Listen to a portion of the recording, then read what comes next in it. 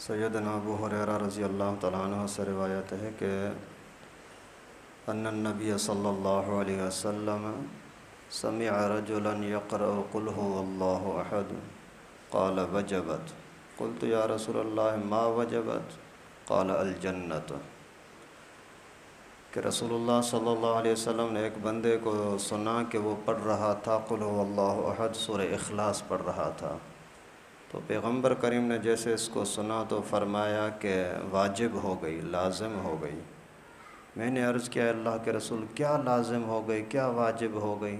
تو پیغمبر کریم صلی اللہ علیہ وسلم نے فرمایا جنت۔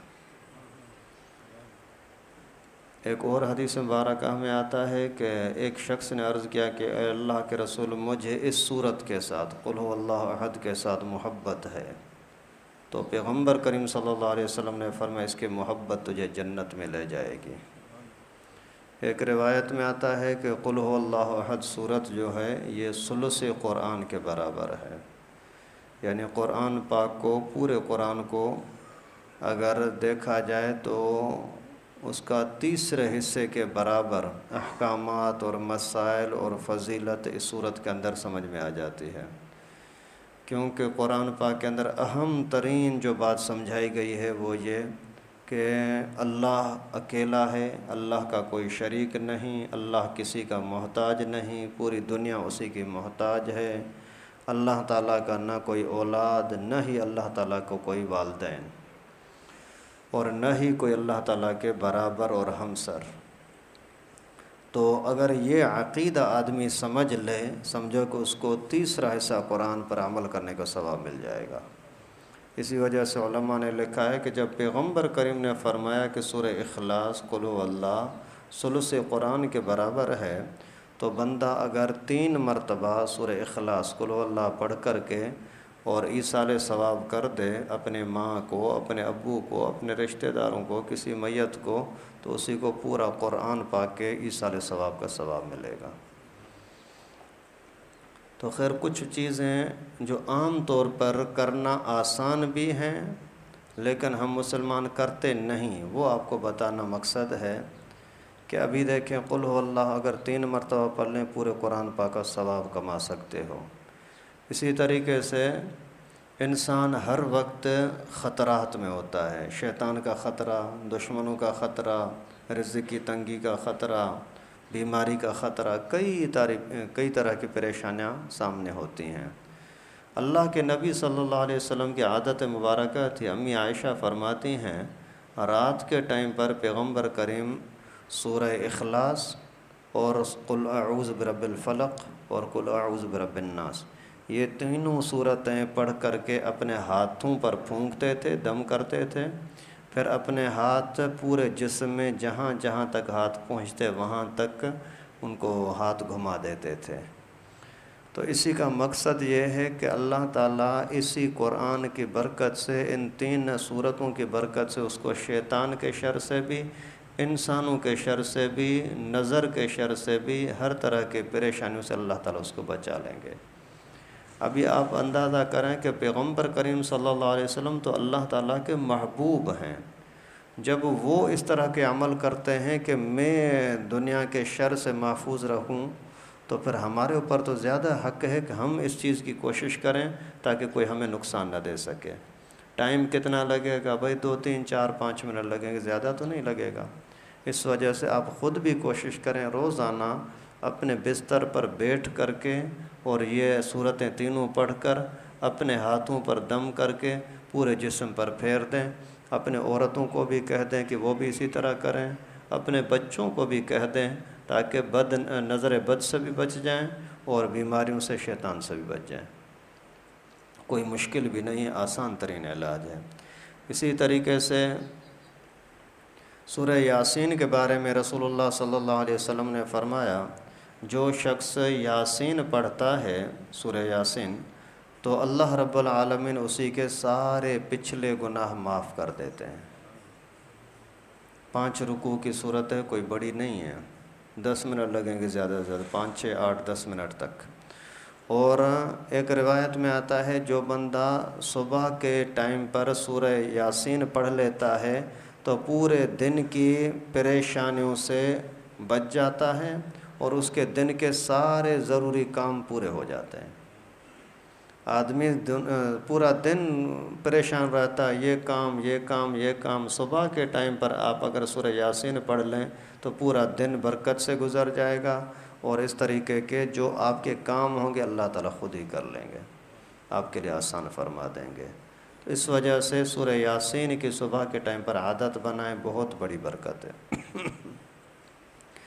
اور سورہ واقعہ کے بارے میں آتا ہے، ابن مسعود رضی اللہ تعالیٰ عنہ کی روایت ہے کہ رسول اللہ صلی اللہ علیہ وسلم نے فرمایا، جو شخص رات کے ٹائم پر سورہ واقعہ پڑھتا ہے تو اس کے گھر میں کبھی بھی فاقہ نہیں آئے گا، یعنی رزق کی تنگی نہیں آئے گی۔ فاقہ معنی رزق کی تنگی، پریشانی، محتاجی، ایسے حالات نہیں آئیں گے۔ ابھی 3 رکوع کی صورت ہے، وہی 5-10 منٹ لگیں گے، لمبا کام تو ہے نہیں۔ روزانہ مغرب کے بعد یا عشاء کے بعد کسی بھی ٹائم پر سورہ واقعہ اگر پڑھو تو رزق کی تنگی ختم ہو جائے گی۔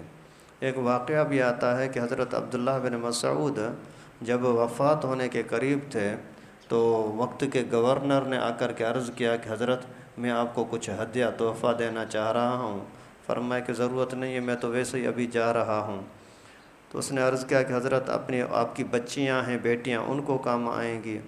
تو حضرت نے فرمایا کہ میں نے اپنی بیٹیوں کو سورہ واقعہ سکھا دی ہے، اس وجہ سے مجھے ابھی خطرہ نہیں ہے کہ ان کے اوپر کوئی زندگی بھر کوئی فاقہ یا محتاجی آئے گی۔ بھائی اتنے آسان ترین نسخے ہمارے سامنے موجود ہیں، اتنا بڑا مضبوط علاج ہمارے سامنے ہے، اور ہم نہ کریں تو ہماری اپنی بدبختی ہے نا۔ سورہ تبارک کے بارے میں آتا ہے کہ رسول اللہ صلی اللہ علیہ وسلم نے فرمایا کہ قرآن پاک کی ایک صورت ہے 30 آیتوں والی، وہ جو شخص پڑھتا ہے تو وہ صورت اس کے لیے سفارش کرتی ہے، صورت اس کے لیے سفارش کرتی ہے، اور وہ صورت ہے سورہ ملک، تبارک الذی بیدہ الملک۔ اور ایک واقعہ بھی آتا ہے کہ صحابہ کرام خود ایک مرتبہ کہیں جا رہے تھے، راستے کے اندر ان کو خیمہ گاڑنا تھا، جیسے کیل ٹھونکنا چاہا زمین کے اندر تو زمین اندر سے کھوکھلی تھی، جیسے ہی وہ کیل پر باہر واپس نکالا تو اندر روشنی بھی نظر آ رہی تھی اور کچھ آواز آ رہی تھی۔ جب انہوں نے توجہ دی تو قبر سے سورہ تبارک پڑھنے کی آواز آ رہی تھی۔ تو یہی ہے کہ اگر سورہ تبارک آپ عشاء کے بعد پڑھ لیں تو اس کی برکت یہ ہوگی کہ قبر کی مصیبتوں سے بچ جائیں گے۔ کوئی مشکل کام نہیں ہے بھائی۔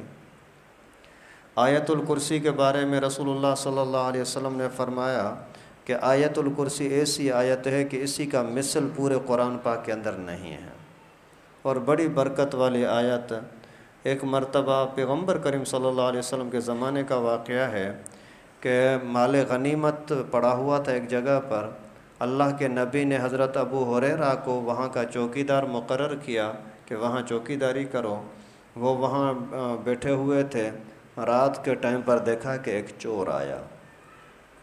اس نے اسی چور کو چوری کرتے پکڑا، تو پھر اس نے بڑی منتیں کی کہ مجھے چھوڑو، خدا کے واسطے چھوڑو، میرے بچے بھوکے پیاسے مر رہے ہیں، مجبوری میں چوری کر رہا ہوں، میری کوئی شوق یا عادت نہیں ہے۔ منتوں کی وجہ سے، اس کی محتاجی کی وجہ سے چھوڑ دیا۔ پیغمبر کریم صلی اللہ علیہ وسلم کو صبح کو بتایا کہ حضرت ایسا مسئلہ ہوا ہے۔ پیغمبر کریم نے فرمایا یہ پھر آئے گا۔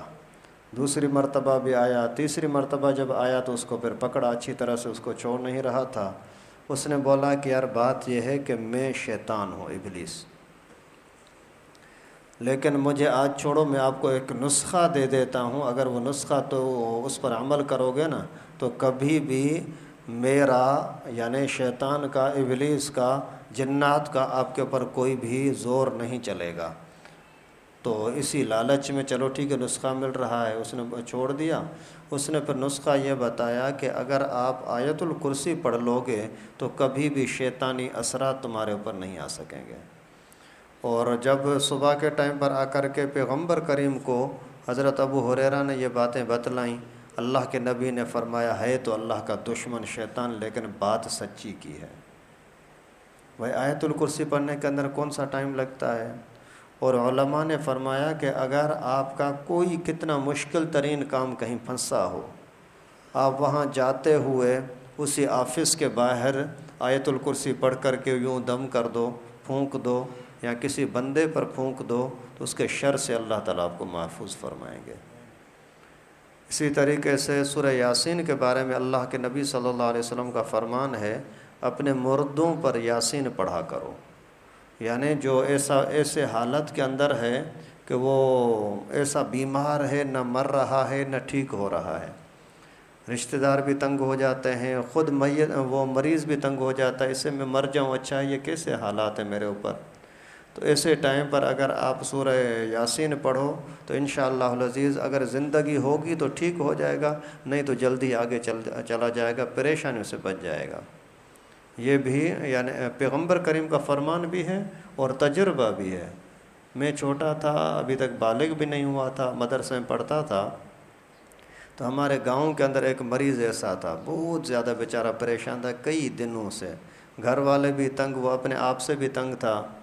ان کی عورتیں آئیں ہمارے گھر میں، میری امی کو بولا کہ اپنے بچے کو بولو کہ یہاں جا کر کے ہمارے مریض پر پڑھے، سورہ یاسین پڑھے۔ تو مجھے امی نے بولا، تو امی کو میں نے بولا میں تو تیاری کر رہا ہوں، مدرسے جانا ہے۔ بولا ابھی راستے میں ہے، وہاں سے 5 منٹ میں پڑھ کر کے چلے جانا۔ میں گیا، وہاں جا کر کے سورہ یاسین پڑھی اور چلا گیا۔ 15 دن کے بعد میں گھر آتا تھا۔ 15 دن کے بعد جب 2 ہفتے کے بعد گھر آیا تو گھر والوں نے بتایا کہ ابھی آپ یاسین پڑھ کر کے نکلے تھے، 3-4 منٹ کے بعد ہی وہ فوت ہو گیا تھا۔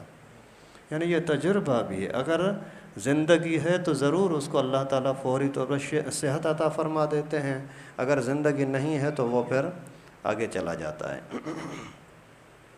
سورہ فاتحہ کا ایک نام ہی شفا ہے، سورہ فاتحہ کا نام ہی ہے شفا، یعنی اگر آپ کے گھر کے اندر کسی بچے کو بیماری ہوتی ہے، کوئی تکلیف ہوتی ہے، کہیں ادھر ادھر پیروں کے پاس، عاملوں کے پاس، تعویذوں کے پیچھے نہ لگیں، خود ہی اخلاص کے ساتھ، محبت کے ساتھ یہ سورہ فاتحہ 7 مرتبہ، 3 مرتبہ، 2 مرتبہ جتنا ہو پانی پڑھ دم کر کے اس کو پلا دیں، یا ویسے ہی اسی کے جسم پر پھونک دیں، انشاءاللہ العزیز اللہ تعالیٰ اس کو شفا دیں گے۔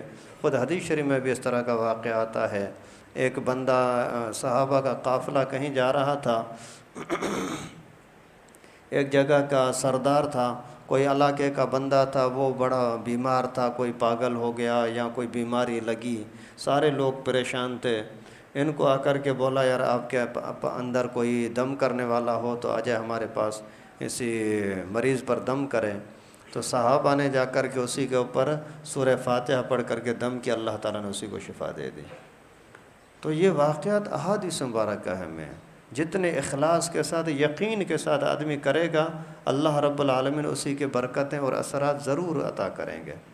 اور کسی بچے کو اگر نظر لگ جاتی ہے، آپ آخری دونوں صورتیں قل اعوذ برب الفلق اور قل اعوذ برب الناس پڑھ کر کے دم کر دیں، انشاءاللہ اللہ تعالیٰ اسی کو نظر بد سے بچا لیں گے اور اس کا اثر نہیں ہوگا۔ اسی طرح سے بزرگوں نے فرمایا کہ اگر بچے جب گھر میں سو جاتے ہیں نا، اس کے بعد پھر ماں یا باپ کوئی بھی کچھ صورتیں پڑھ کر کے، خصوصاً آخری 2 صورتیں پڑھ کر کے اور ان پر دم کر دیا کریں، جتنے بچے سوئے ہوئے ہیں، اللہ تعالیٰ ان کو ہر طرح کے شر سے، مصیبتوں سے محفوظ رکھے گا۔ تو قرآن پاک کے اندر اللہ تعالیٰ نے بڑی برکتیں رکھی ہیں، تھوڑا سا ہم توجہ دیں۔ سورہ حشر کے آخری آیتوں کے بارے میں حدیث شریف میں آتا ہے، جو بندہ آخری 3 آیتیں صبح کے ٹائم پر پڑھتا ہے تو یعنی پہلے پڑھے اعوذ باللہ السمیع العلیم من الشیطان الرجیم، یہ 3 مرتبہ پڑھے، پھر آخری 3 آیتیں 1 مرتبہ پڑھے، پڑھ کر کے اور دم کر لے، بس پڑھ لے صرف، تو صبح کے ٹائم سے لے کر کے شام تک اسی کے لیے 70,000 فرشتے اس کے لیے دعائیں کرتے رہتے ہیں۔ اور اگر کوئی بندہ اسی دن میں، پورے دن میں مر جائے تو شہادت کی موت ملتی ہے۔ اور اگر شام کے ٹائم پر کوئی بندہ یہ پڑھ لیتا ہے، 3 مرتبہ پڑھے اعوذ باللہ السمیع العلیم من الشیطان الرجیم، بسم اللہ الرحمن الرحیم، واللہ الذی لا الہ الا هو عالم الغیب والشہادہ، تو پھر رات شام کے ٹائم پر پڑھا تو پوری رات 70,000 فرشتے، بھائی فرشتے، وہ آپ کے لیے دعائیں کرتے رہیں گے صبح تک۔ اگر موت آ گئی تو پھر شہادت کی موت آئے گی۔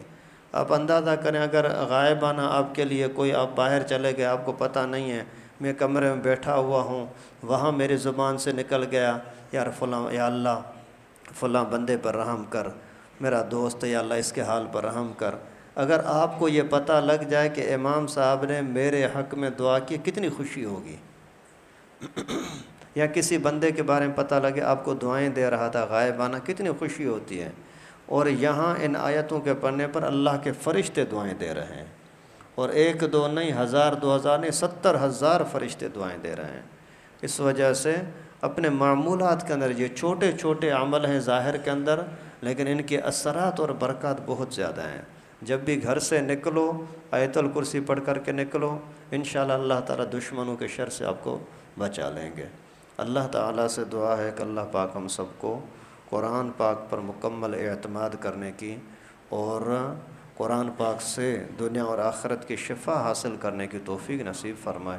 وآخر دعوانا ان الحمد للہ رب العالمین۔